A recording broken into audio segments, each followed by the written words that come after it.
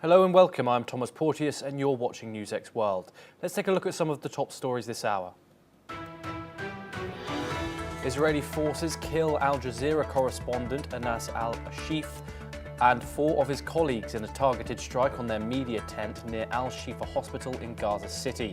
Israel claims al-Sharif was a Hamas cell leader, while rights groups say he was targeted for his frontline reporting.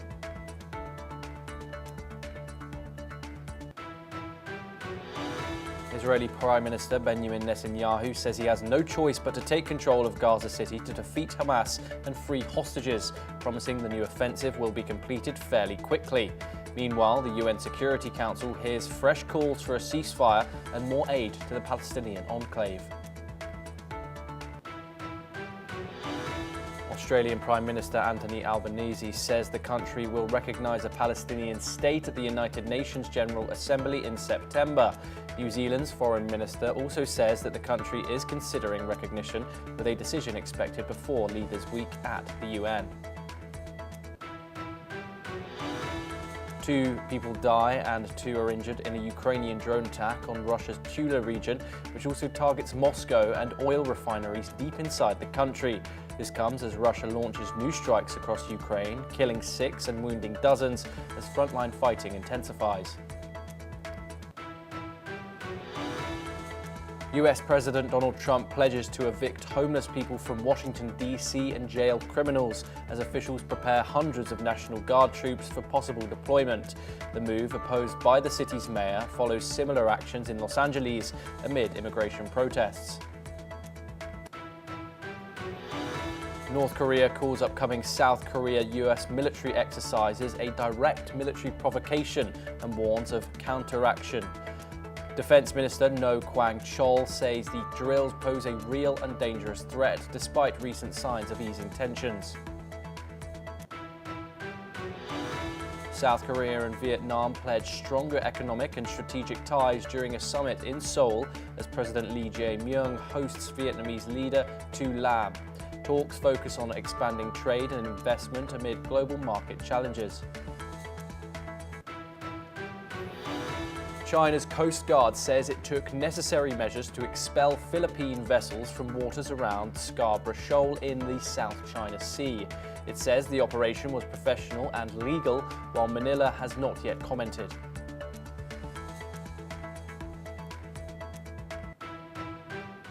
We start this hour in the Middle East, where a senior official from the United Nations nuclear watchdog will travel to Iran for talks on Monday. But no visit to nuclear sites is planned, according to Iran's Foreign Minister Abbas Araghchi. Since Israel strikes on Iran's nuclear facilities during a 12-day war in June, International Atomic Energy Agency inspectors have been unable to access the sites, despite IAEA Chief Rafael Grossi calling inspections his top priority. Iran has accused the agency of paving the way for attacks by issuing a damning report in May, which led the IAEA's Board of Governors to declare Iran in breach of non-proliferation obligations. Tehran insists it remains committed to the Nuclear Non-Proliferation Treaty and says the meeting will seek a new framework for cooperation. Under a new law, future inspections require approval from Iran's Supreme National Security Council. We're now joined by Professor Kobi Michael. He's a senior researcher at the INSS and Misgav Institute located in Israel. Thank you very much for joining us, Professor Michael, on the program. Pleasure to talk to you. Israel has consistently warned of Iran's nuclear ambitions. If the IAEA visit does not include nuclear site inspections, how does Israel view this as a diplomatic failure for the international community, possibly? Good morning. I think that Israel does not pay too much attention to such events and does not rely so much on the international community in this regard. And Israel, I would say, point of departure or Israel's main assumption is that Iran's under the current regime makes all the preparations for re-attacking Israel, be it directly or indirectly through proxies or outside of the state of Israel, which means to attack Israeli or Jewish assets all around the world. This is the working assumption, and therefore the state of Israel prepares itself, taking into consideration that the war against Iran is not finished yet, as long as this regime exists. And the other assumption is that Iran makes now all the efforts in order to reconstitute itself after the last war, the last military operation, Rising Lion, in order to be able to continue its efforts and campaign for achieving hegemony in the broader Middle East on the one hand, weakening Israel and destroying Israel on the other hand. Professor Michael, obviously, following the 12-day war and finishing it off, the US obviously deployed bunker buster bombs, which Donald Trump's claimed completely obliterated Iran's nuclear facilities. We've since seen conflicting reports about the damage of Iran's nuclear facilities, its ambitions, with differing timelines of how much those US strikes and, of course, Israel's strikes on its nuclear facilities have damaged Iran's nuclear program. Now that the IAEA cannot inspect the nuclear facilities, what's the feeling in Israel in regards to Tehran's nuclear enrichment capabilities? As I told you, Israel doesn't need the inspection of the IAEA as a source of intelligence. Okay, Israel has very good intelligence in this regard, and together with the United States of America, I think that both countries are able to create a very clear and accurate intelligence picture about what is going there in Iran with regard to the nuclear facilities. Israel and the United States have succeeded in damaging the nuclear facilities in Iran in a very severe manner, I think. It doesn't mean that Israel and the United States of America completely destroyed it or eliminated it. We have to remember that we are talking about a very big country with many years of experience and efforts that were devoted for developing its nuclear infrastructure, and therefore we have to assume that we didn't succeed in eliminating all of it, but we succeeded in damaging it very severely, and we have to continue monitoring what is going there in Iran, and we are ready, and the United States of America is ready, following President Trump declarations, to react if there will be a need, and if there will be indications that the Iranians are succeeding in reconstituting their nuclear facilities and the capacities. Professor Kobi Michael, do stay with us as we discuss further West Asian updates. We now move on to another development, where Jordan will host high-level talks on the 12th of August with the United States and Syrian officials to discuss support for rebuilding Syria after more than a decade of war. Among the attendees, Syrian Foreign Minister Assad al-Shibani and US Envoy to Syria Thomas Barak. The meeting comes months after the Islamist-led rebellion that ousted former President Bashar al-Assad in December. It also follows Damascus signing 12 major agreements worth $14 billion last week, including a $4 billion deal with Qatar to build a new airport and a $2 billion project with the United Arab Emirates to construct a subway in the capital. We're once again joined by Professor Michael to discuss this further. How does Israel view US engagement with Syria's new government? Obviously, we saw the lifting of sanctions just a few months ago, and now some major investment which is being facilitated by other Gulf nations straight into the capital. Professor Michael, what's the feeling about Syria, an Israeli perspective, please? On the one hand, there is uncertainty with regard to the real face or the real nature and characteristics of the current regime in Syria due to its past and its, I would say, connections and belonging to the most radical, extreme, violent jihadi groups that operated in Iraq and Syria. This regime has very deep roots, or it was deeply rooted to those groups, but in the very same time, this regime makes efforts in order to convince the entire international community, mainly the United States of America and Israel, that it changed its direction and its strategic preferences.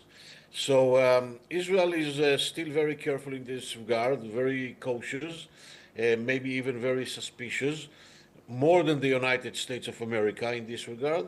But in the very same time, Israel is very interested in stabilizing this regime and very interested that this regime will be able to stabilize Syria. And Israel has open channels with this regime, and Israel coordinates security matters with this regime, and therefore Israel welcomes any assistance that comes from the outside, from the Arab world and from the international community, as long as this aid this aid goes for the right purposes and not for, for an example, military purposes or some other jihadi purposes, I don't know. And the idea that Jordan is also part of that, it is also important in the Israeli view, in the Israeli eyes, because Jordan is an ally of Israel. Jordan is very important anchor in the stabilization of the region, and it is very important in the Israeli view that Syria will be part of that as well, as another anchor of stability. So I think that it looks like the right direction, but we still have to be very cautious, very suspicious, to open our eyes very carefully, and to be able to maneuver between the different interests and between even sometimes conflicting interests that we have in Syria and in the region when it comes to the current regime in Syria. Yes, and Professor Michael, you did touch on this briefly, but what assurances would Israel need before backing any international aid or investment in Syria? Israel needs to assure that its security interests are kept very carefully. It means that all the area which is south of Damascus will be a demilitarized zone, that the minorities, mainly the Jews who live there, will be safe and secured, and that the current regime in Syria will not use the aid and the support of the Arab world and the international community in order to go back to its jihadi roots, okay, and to revive some aspirations, dreams, and visions that they used to have under the Islamic State or under their jihadi performance, which means that they intend to free Jerusalem or Al-Aqsa, or they intend to rebuild the Islamic Caliphate from Marrakesh to Bangladesh. As long as they will not do that, and as long as they will remain stick to their obligations, their new obligations, and as long as this aid that they are getting from the Arab world and the international community will help them to be integrated part of the new regional architecture, Israel welcomes that, and Israel even will support that, and Israel will contribute its part in this initiative. Professor Kobi Michael, thank you very much for joining us on the program. Pleasure to talk to you. For our next story, we move over to Europe, where leaders of Denmark, Estonia, Finland, Iceland, Latvia, Lithuania, Norway and Sweden, the Nordic Baltic 8, have reaffirmed their unwavering support for Ukraine's sovereignty and rejected any change of borders by force. In a joint statement, they said peace talks can only occur during a ceasefire and must include Kyiv, declaring no decisions on Ukraine without Ukraine. They pledged to continue military, financial and diplomatic support, along with sanctions on Russia. The leaders welcomed US President Donald Trump's August the 15th summit with Russian President Vladimir Putin in Alaska, but stressed Ukraine's participation is essential. US Ambassador to NATO, Matthew Whitaker, said it is possible President Volodymyr Zelensky could attend, though no decision has so far been made. German Chancellor Friedrich Merz said he expected him to join. We're now joined by our guest. Okay, while we wait for our guests to join, we are going to discuss the upcoming summit on August the 15th between Russian President Vladimir Putin and US President Donald Trump. European powers, we've just got an update from the Baltic 8 states that have said that Ukraine's participation in these talks is essential. This follows European powers like the United Kingdom, France and Germany. Chancellor Friedrich Merz of Germany said that he expects Volodymyr Zelensky to be there at these talks. There are fears that Ukraine's interests might be undermined if the two leaders were to meet without Kiev's participation in these talks. As we've said, that this meeting is scheduled to be held on August the 15th in Alaska, formerly Russian territory, of course, which is why it was agreed as the destination. It's the first US-Russian meeting on US soil since 1988, and of course here on NewsX World we will bring you that updated within when the summit occurs within the next week. We will hopefully have Major Dr. Mohammed Al-Shah joining us very soon to discuss this.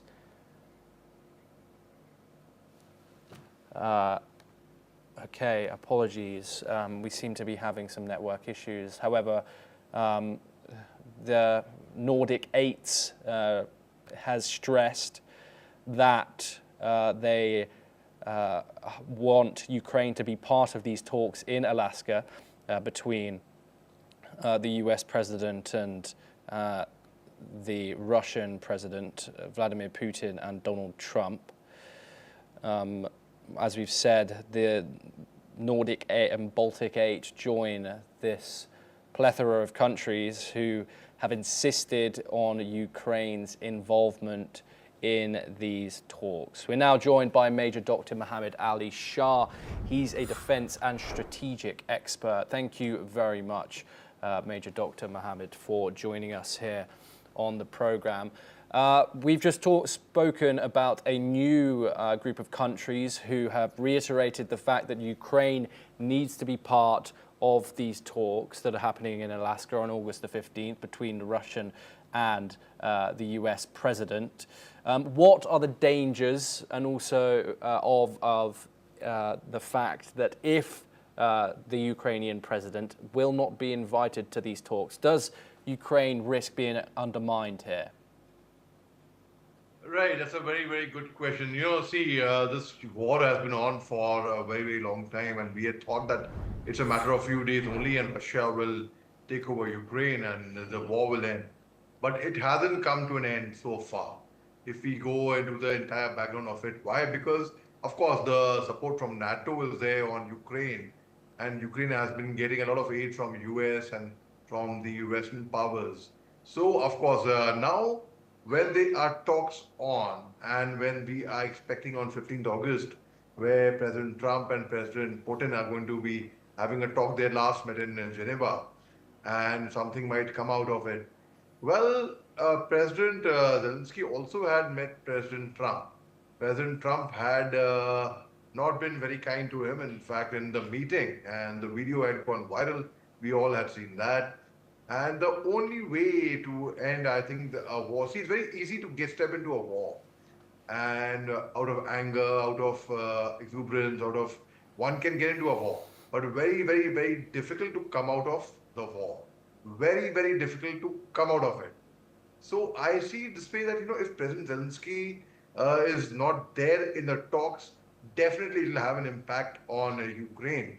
In fact, to be very, very fair, I think all the stakeholders, be it the president of Russia, be it the president of Ukraine, or the peacemakers, the people who have tried to mediate, be it Russia, be it America, be it any other place, I mean, be it Qatar, or be it Oman, be it any other place, any other country. I think India has a good relationship with Russia and Ukraine, both. With America also, we have a decent relationship, and we could have been a very, very good peace broker over here. But I see it as even our talks are going to be held. We don't know what's going to come out of it. I hope something comes out of it. President Trump had mentioned that when he comes into power, he will end all the wars. And people were actually expecting a lot from that. But that hasn't happened. And so let's wait and see. And I hope, see, in an elephant and in an ant fight, elephant is big and ant is small. But if the ant acts strategically, it can get into the nose of the elephant, it can create havoc. So that's exactly what's happened over here. And I hope peace prevails soon, and I hope this war comes to an end very, very soon, in fact. Major Dr. Ali Shah, one thing Donald Trump seems to be susceptible to is flattery, and especially from Vladimir Putin. However, given Donald Trump's current stance, which has been anger, frustration towards the Russian president, which of course we have seen change either way throughout the months that he has been president so far, do you think that is the major worry here from the European powers, that Donald Trump will change his mind once again and the pendulum will swing towards Vladimir Putin's interest again? Is that what you think the European powers are thinking? See, firstly, America, Donald Trump has realized that the biggest threat to them is not Russia, definitely. The biggest threat to them is China. So they are focusing on building a bridge with Russia. In fact, President Donald Trump is trying to negotiate, to come closer to President Putin and make sure that things are all not so bad as it were earlier. So now, as President Trump often has, he has said something, he has gone back on it, he's made a U-turn, he has said something, he's done something else. So people often declare war before they're going in for a war. President Putin declared, President Trump declared peace even before the peace was there. So I don't know what is how much President Trump is going to be handling this, but most certainly I see it as, if at all peace has to prevail, it has to be through dialogue. And if both the countries, in fact, Russia and Ukraine, with the help of mediators, do not come on table and they talk across, we can never think of getting peace in that. Yes, Major Dr. Ali Shah. Do stay with us as we discuss further updates. But next to South Asia, where, according to reports, Pakistan's Army Chief Asim Munir has issued nuclear threats against India while speaking from US soil. At an event in Tampa, Florida, Munir reportedly warned that if Pakistan faced an existential threat, it would take half the world down with it. It also allegedly threatened to destroy any Indian infrastructure built on the Indus River after New Delhi put the Indus Water Treaty in suspension earlier this year. Munir said Pakistan had no shortage of missiles and would strike dams if necessary. The remarks were reportedly made at a private dinner hosted by a local honorary consul, attended by around 120 people, where digital devices were banned. He also commented on the recent India-Pakistan clashes. We're now joined once again by Major Mohammed Ali Shah. Obviously, these are reports. We have no confirmation of this actually occurring. But if this language did occur, what are your thoughts about it? Very, very much provocative language. The words that if India did build any infrastructure on the Indus River, that Pakistan would go about destroying it. What are your thoughts, Major Ali Shah? One question I would like to ask all our viewers who are watching us, when they hear the name Pakistan, no offense meant, but when they hear the name Pakistan, what comes to their mind? Of course, suicide bombers, terrorists, that's what comes to an average mind. Now, the very fact is, when failed Marshal Asim Munir issued a statement like, if we go down, we will take the entire world together with us. So I think it should be taken, though of course they should not be taken seriously, but this is a security threat to the entire world. Because when he has, and especially when we have decided to suspend the Indus Water Treaty, and it's our discretion, it's our call, and Pakistan is going to suffer without water. It is going to be water warfare upon them. It will be launched. That's going to be very, very difficult for them. Because if there's no water, obviously there will be no electricity.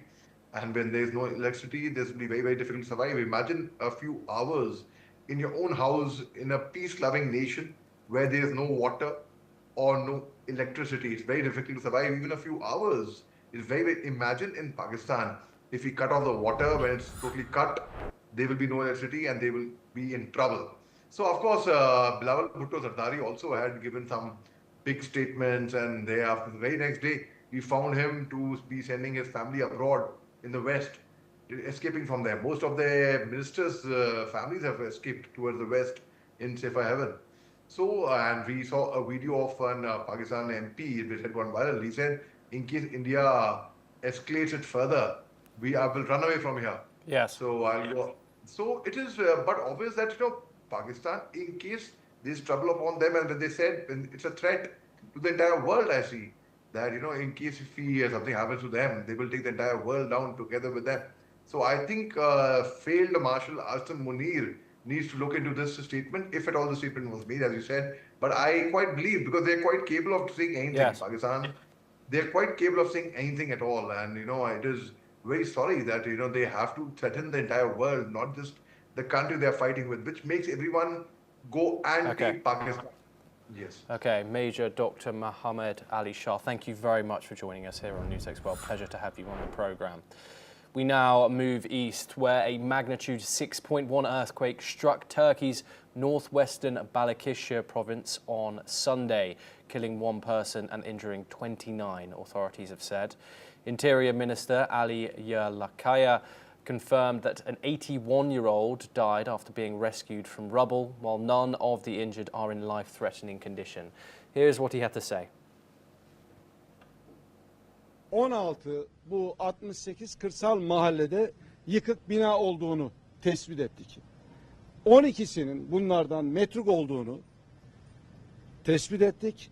4'ünde yaşam olduğunu, ama şükürler olsun ki deprem anında bu 4 yıkılan evde vatandaşlarımız kendisini dışarıya salim bir şekilde çıkardıklarını da öğrenmiş olduk. Yaralılarımızla ilgili sayı, evet bir sayımız var. Şu ana kadar arkadaşlarımızın vermiş olduğu rakam 29. Ama iyi bir haberimiz var. Yine şu ana kadar bizimle paylaşılan valimiz, İl Sağlık Müdürümüzle an be an görüşüyor. Bu 29 yaralımızdan şükürler olsun ki ağır yaralı olmadığı yönü. The quake, which hit at 7:53 p.m. local time, caused 16 buildings to collapse and was felt across several provinces, including Istanbul.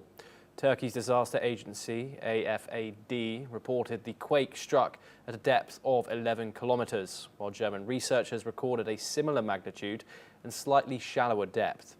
Search and rescue operations have now concluded, and authorities urged residents to avoid damaged structures. We're now joined by our guest, Naresh Waidia, who's a seismologist. He joins us live from New Delhi. Thank you very much, Naresh, for joining us on the programme. Your analysis of this situation: Turkey is rather prone to earthquakes. Obviously, this has resulted in one death, some injuries, and quite a lot of infrastructure damage. How common are quakes to this region? And a 6.1 magnitude earthquake, how serious is that? Yes, this is a 6.1 is a strong magnitude earthquake, and this region has a high seismic activity, as we know in 2023 that one 7.8 magnitude earthquake, but that occurred in the eastern Turkey, and this is in the western Turkey. So here there is a North Anatolian fault, which is a tectonic fault, which is a seismically active fault there, and in 2023 that was a East Anatolian fault. So this is a seismically active region is there, and this is having a shallow seismic activity, just as in the Himalaya in the India. So these earthquakes are strong earthquake, and these can cause the destruction as well as casualties. I hope the casualties should not be more, as it is not such a strong magnitude earthquake. Although if we can go to the history in 99, also about 7.6 magnitude earthquake has been occurred to the north of this earthquake. So this is the earthquake prone area, and as we know, there are these destruction are reported, the buildings are destroyed. So this might be because the buildings are not so strong. Those buildings can sustain these type of strong earthquake which are occurring in this region. So these are some reasons where we should take care, and the buildings and structure should be such so that I think this is not a big earthquake, 6 magnitude earthquake. We can see in the Japan or in the Russia the last month the earthquake occurred, 8.8 magnitude earthquake. There are in month or within 2-3 months, 6 magnitude takes place, but the destructions are not occurring there, and that is the main reason is that the buildings are made according to the earthquake prone area. Okay. But this is the reason in Turkey, or we can say in India also, we should take care and we should learn from these earthquakes, and we should make the buildings such that the strong earthquake can sustain these buildings in these zones. Yes, of course. Thank you very much, Naresh Wadia, for that insight on this topic. We now move on to our final story, and we move over to America, where the US president has vowed to evict homeless people from Washington and jail criminals, despite the city mayor arguing there is no current spike in crime.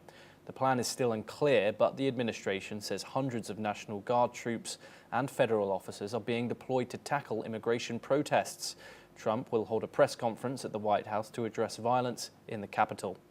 Trump also made this announcement in his Truth Social post, stating homeless have to move out immediately. Meanwhile, official data shows crime down by 26% this year, while the overall crime is down 7%. The mayor has added that crime is at a 30-year low, warning that Trump would need congressional approval to take over the city.